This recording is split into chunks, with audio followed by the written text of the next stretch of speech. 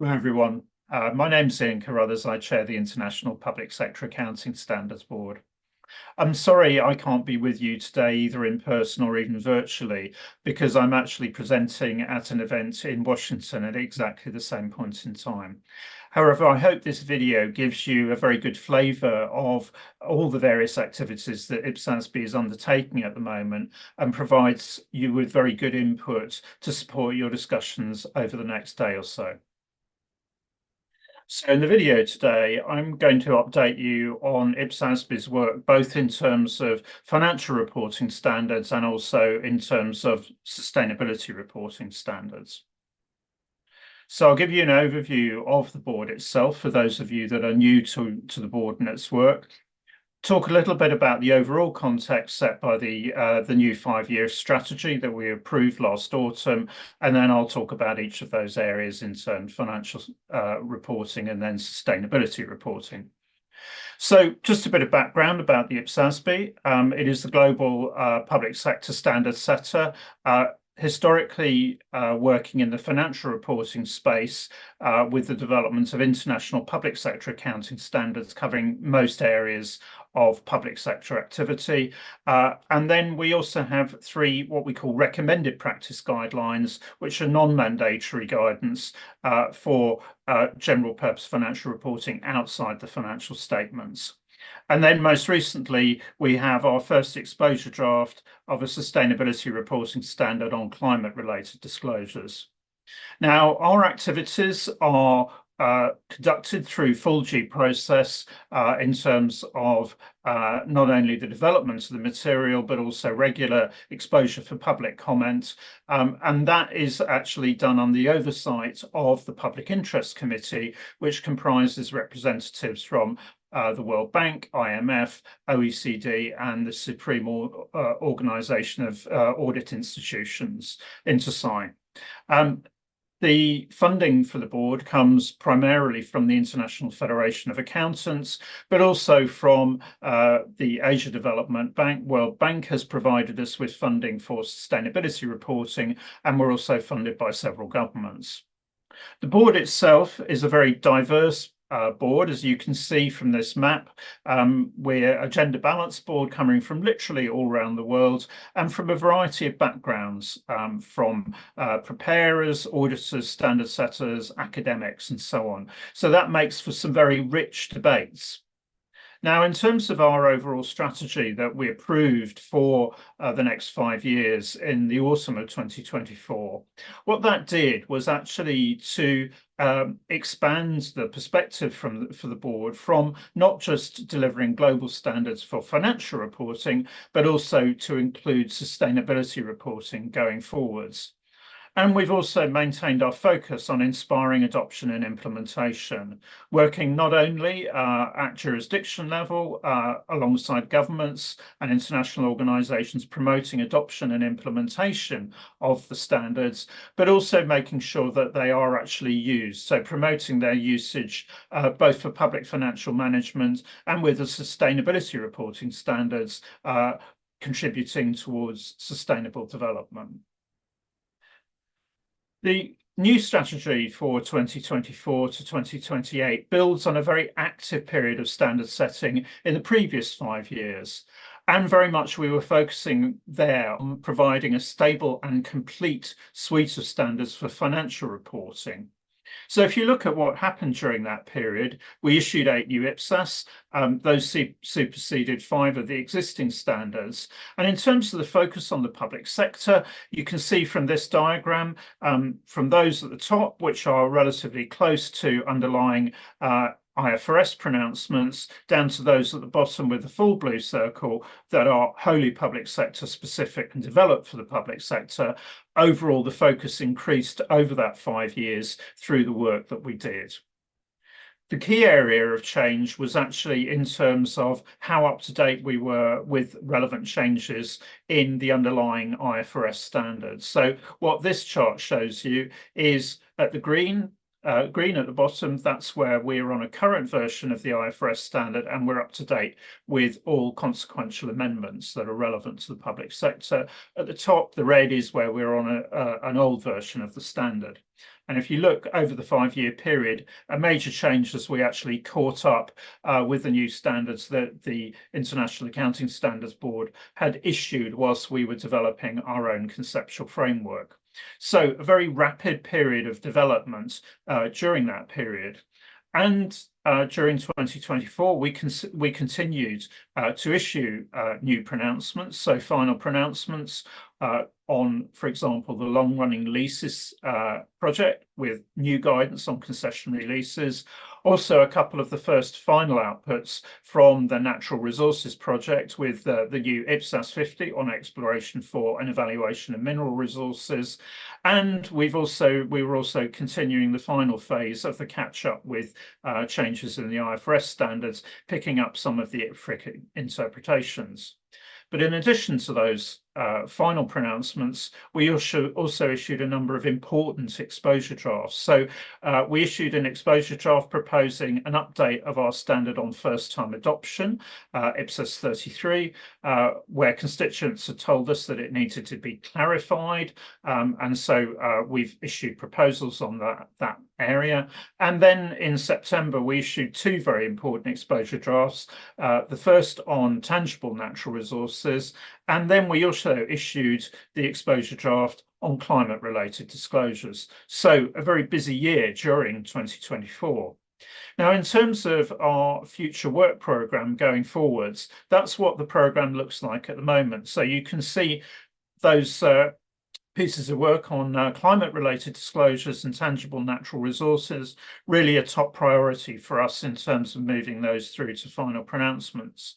We've also started another project on presentation of financial statements, learning both from experience in that area by jurisdictions and picking up on the changes in IFRS 18 issued recently by the ISB. And a number of other projects there which will help and support constituents in implementing the standards. But before I finish, in terms of the financial reporting work programme, I'd just like to draw your attention to the work on maintenance activities. And thinking back to where our programme is focused over that previous 5-year strategy, it was very much on setting new standards, completing the coverage of the standard suite, but also maintaining alignment with IFRS. And so very much that focus on development. But now we're proposing to switch that towards maintenance, partly as we've got the new suite of standards in place, but also because we recognise that the standards are being used more widely around the world. And that's where we're setting up a new IPSASB application group as a way of focusing on the questions that constituents are raising in terms of the application of the standards. And that group will be able to look at the questions that are being raised and then see whether that actually is something that's prevalent amongst constituents and whether we need to do something in terms of our existing guidance or not, provide additional guidance. So it very much depends on what comes in. It may be additional examples, it might even be standard setting activity, but the recommendations from the group will go to the board and that will be taken through the suite of IPSAS standards. We won't be setting a series of pronouncements like IFRIC does with the ISB literature. And also, we are establishing a programme of post-implementation reviews. That's not something that we've done formally before, but we now recognise that with that very rapid period of development, we need now to put something formally in place in terms of reviewing the operation of the new standards. So that's something that you'll be seeing coming through. So very important shift there in terms of our work. And lastly, we have concentrated on strengthening our connections with the academic community, and they are now much more regularly contributing papers on the topics that the board's starting to look at. And we think that's a very important and positive development as we go forwards. So that's the landscape in terms of financial reporting. So moving on then to sustainability reporting and picking up our work on climate-related disclosures. Now, the journey in terms of beginning to work in the sustainability reporting space really started with the issue in 2022 of the World Bank report on sovereign climate and nature reporting.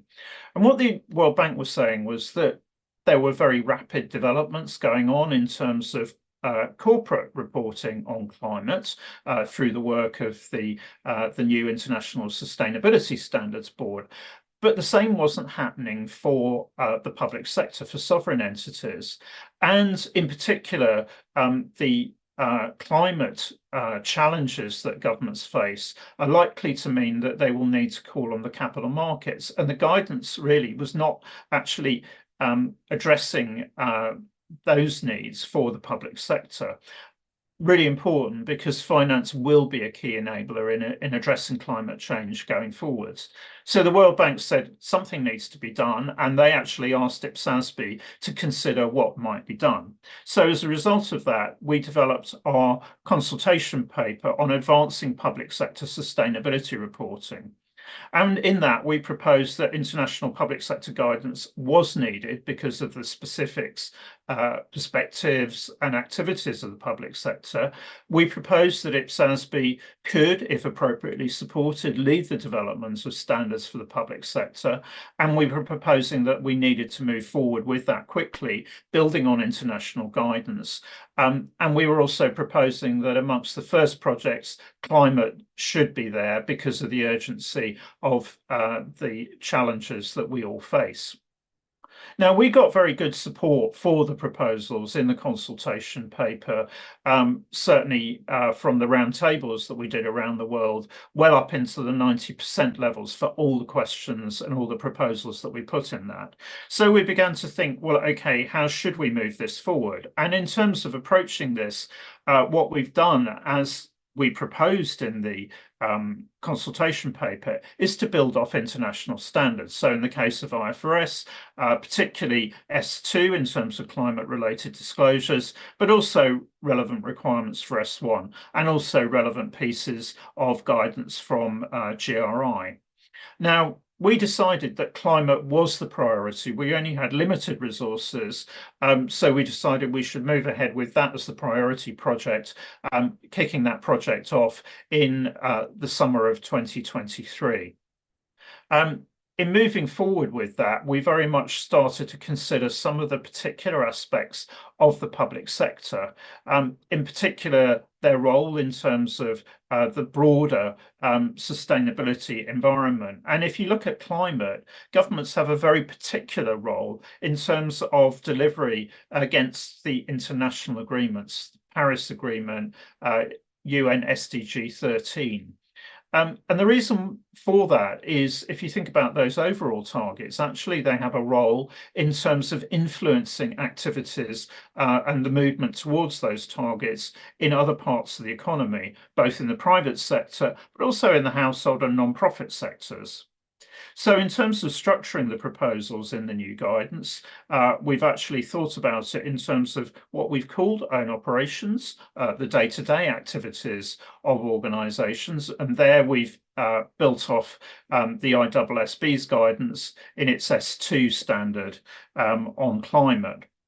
But in terms of those broader programs, what we call public policy programs in the exposure draft, there we've developed specific guidance for that area, but building off the 4 pillars in terms of governance strategy, operations and opportunities and risks, and also metrics. So we're waiting very much to hear what our constituents say about particularly that new area in terms of public policy programs. In terms of the conceptual approach to that, one of the very important decisions that the board made in developing the exposure draft was that we should use the materiality definition in our conceptual framework.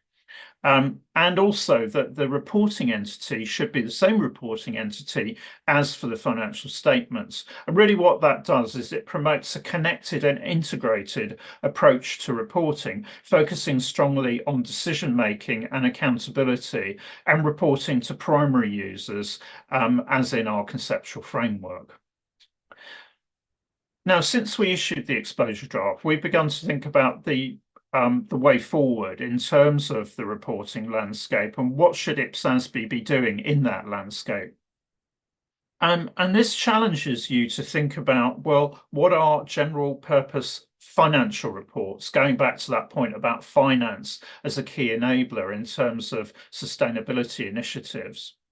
And obviously, we have the existing structure in terms of IPSAS, which focus on the general purpose financial statements. We also have guidance, non-mandatory guidance in our recommended practice guidelines, which focus on the general purpose financial reports outside the general purpose financial statements. And that's the area that the sustainability reporting standards will also address. But there's also other reporting in that broader landscape, which is outside the scope of general purpose financial reports. And that's really, that reporting is certainly relevant to other audiences. But if we're focusing back on the primary users of general purpose financial reports, that's where we need to focus in terms of their needs and their concerns going forward. So quite an interesting conceptual debate there, and that's something that the board is likely to be consulting on later on in the year when we issue a work programme consultation looking at the projects that we should be taking on in order to implement that overall strategy for the 2024 to 2028 period. And we very much hope that you will be able to input to that later in the year. The other factor which I should alert you to before I finish is actually the fact that I will complete my 10-year term as chair of the IPSASB at the end of 2025. And the process is now well advanced for the appointment of my successor, who will lead the board forward into that new area of work as we focus on the overall reporting landscape. So applications have now closed based on the call for applications issued last autumn, and we're hoping that the assessment and appointment process for those who've applied will actually come to conclusion by September this year, in time for the new chair to come into place in January, at the beginning of January next year. So that's very much an ongoing process, and watch this space. But in the meantime, I'd like to say thank you very much for listening to me. Thank you very much as well to those of you that I've worked with over the last 9 years as chair of the IPSASB, and I very much look forward to continuing to work with you during the remainder of my term and into the future. Thank you for listening.